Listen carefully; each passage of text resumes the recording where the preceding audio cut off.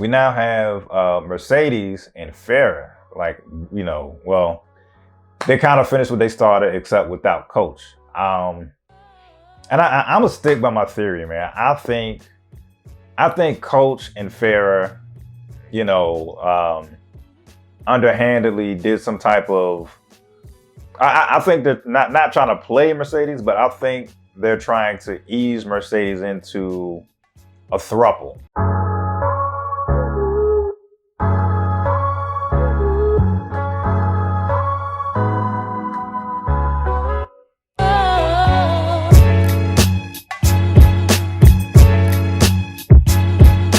Hey, what's going on, folks? Another episode of Just My Opinion with Ryan. I know I'm a little late with this most recent recap for P-Valley, but I'm here. Better late than never. Got to get it done.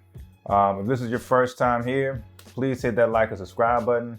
And for those who keep coming back, I truly appreciate it, man. Let's get into it, man. Yeah, man, the Pynk is a problem. The Pynk is a mess yet again. We see a familiar face. The divorcee is back. She has more money to burn. She is going through the strip clubs, making it rain, this and the third. She gets all into it. Gets so hot and bothered that Toy takes her to the private room to give her a more, one-on-one experience with the lap dance. She's masked up, but they get so into it that I believe Toy takes off one mask, and I think the patron herself takes off the other.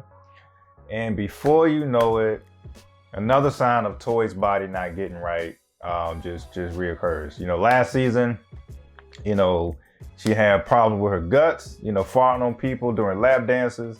This season, Toy sneezed in this woman's face, in the middle of the pandemic, middle of the panoramic. You sneeze in this woman's face, and yeah, I would have lost my mind even without a pandemic. Don't just sneeze all in my face and mouth. And as a result, the woman gets so upset, she shuts down the Pynk.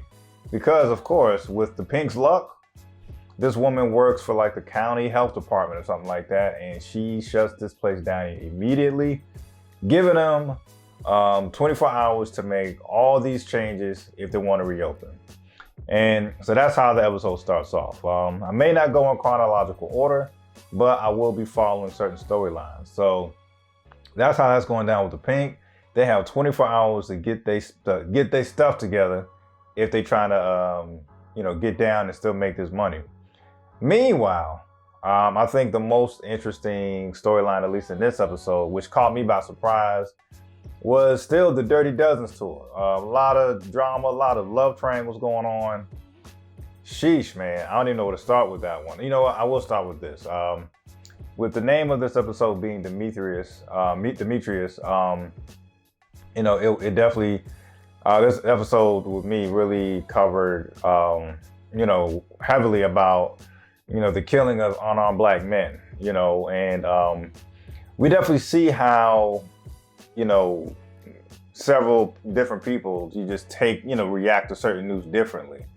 For example, which got on my nerves, by the way, but Rome, he's out here just saying, well, what did the black guy do to deserve it? He's thinking these unarmed black men are getting killed because they're not obeying the officer or whatever. And we know there's been plenty of examples where you can still obey the officer and still get shot. Look at Philando Castile up in Minnesota, but I digress. So we have Rome feeling like, what are these black men doing to deserve to get shot? Murda is kind of indifferent about it. Gidget is kind of oblivious of being that she's white. And then Keyshawn is aware of it, but kind of doesn't want to get involved. But out of all the people on this Dirty Dozens tour, it really hits Teak the hardest. It really just was like a jarring effect to him. But yeah, I just like that it really just showed the different reaction of what's really going on in the society. Granted, and I still like the fact that, season 2 is taking place during, the pandemic. I know a lot of people watch TV for some type of escapism, but I like how they try to keep it as current as possible. Granted, this is the way it was filmed. It was kind of peak COVID, but nevertheless. And during that peak COVID, as we know, unarmed black men were still getting killed, such as George Floyd or whatnot. So nevertheless, it really was hitting Teak the hardest, as we see, to the point to where Teak really wanted to get at Rome and Gidget, for that matter, for really just not understanding why Teak is so upset. Which in the shocking part to me, I know some people called it last episode that there may have been something between Teak and Murda. I'm oblivious. I didn't know it. I didn't catch any hints like that when I saw the previous episode, but this episode was pretty, eye-opening. We see that Teak, interrupts Murda's rap session. He's trying to, rap a song and send it to to his homeboy DJ Never Scared. And long story short, I really liked how it showed some vulnerability with Teak. Like, Teak was so upset because he really feels like, he doesn't know if he can exist in this world where if you're black, people just feel like they really don't welcome you. And I thought that was a beautiful dialogue when he was like, rich nigga, poor nigga, gay nigga, straight nigga. Just that whole, just that mini monologue was great. And once again, to my surprise, Murda consoles him. They get to making out, and then we have a full-on sex scene. And so I commend Stars for bringing on a show like P-Valley, because I do feel like, no matter what your preference is, I really appreciate how Stars is open to, the LGBTQ plus community, having a space, for scenes like that. Mainly because, I see a lot of people on Twitter, like I said, sometimes I do like the live tweet, trying to give, P-Valley some backlash for scenes like that. But as I mentioned, I think every, no matter your preference, everyone deserves a place on, premium channels, mainstream TV. You shouldn't have to just, keep stuff like that on like a queer network or a channel. So I commend Stars for being open with that. And then there's been other shows in the past, like the L Word and so forth, who, openly support, spearhead shows like that. But yeah, that was shocking to me. And just to finish up that storyline, we also see that Teak is jealous also. He does find out about Murda sending postcards to Clifford, and he's like, damn, when I was on the inside, you never sent me no postcards. So that was quite the shock to me. Yeah, so I definitely want to see where that goes. Murda is definitely in his own love triangle. So he definitely has quite the predicament to make, I presume.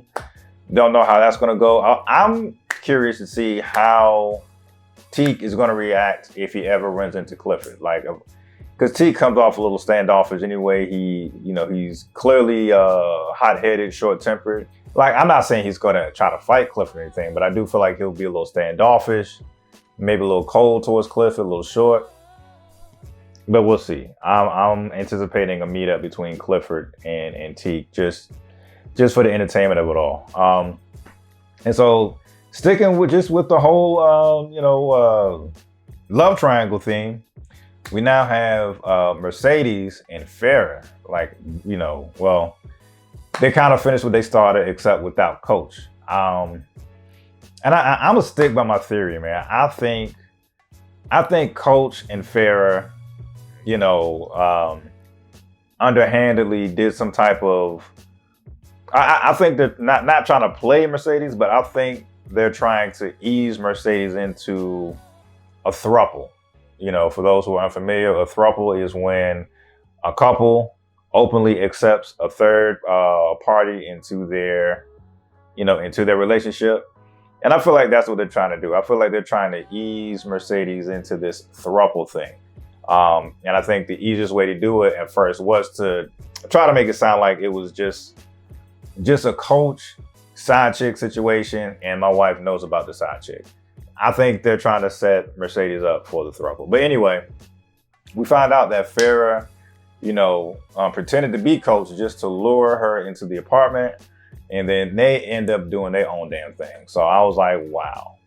I really do think that's I think she's being set up to be part of a throuple. I don't think she's clearly not gonna be solely the coach's side chick. So that is very hot and heavy storyline to me. Very, very interesting to watch. So yeah, that's where we are with the love triangles. I did appreciate it was just so much emotion in this episode. I did also appreciate Roulette's monologue when she was recalling the death of her brother. Who was fell victim to the police, unarmed as well. So as I mentioned, this was a heavy episode in terms of, really focusing around, people's reaction when it comes to the loss of unarmed black men and how it affects them. So, Teak, it definitely affects Teak in a heavy way, but it affects Roulette in a very, very personal way because her brother was killed by police in an unjust manner as well. So I really appreciate that. And so outside of the Pynk having to reopen, outside of the love triangles, we definitely had the unfortunate reality of unarmed black men being killed. So I like how they focus on that. And I think the final two storylines that really kind of get on my nerves, I'll quickly go over Andre. I don't like how the writers are trying to make it. I feel like the writers are trying to make Andre's move kind of justified. I mean, granted, we saw in season 1, he was one condom away for having sex with Haley or Autumn, whatever she's going by. He was one condom away for having sex with Haley in season 1. Was getting a lap dance when his wife decided to pay him a surprise visit, and things possibly could have got hot and heavy there. It seemed like it was. And now all of a sudden, it's like Andre surprises his wife by coming home and finds out that his wife was, sleeping with someone else. The reason why I don't like that, I try to feel like they're trying to flip the script as if Andre wasn't doing his dirt first. You know what I'm saying? Like, I feel like if anything, and I'm not justifying the wife's actions. If anything, who knows? It's just the fact that the wife got caught and Andre didn't get caught, because there's still clearly some like strong emotional connection every time Andre and Autumn get into a room together. So I really do feel like that they're trying to turn the wife into the bad guy to try to justify Andre's actions in season 1. So that's a part I'm really not rocking with.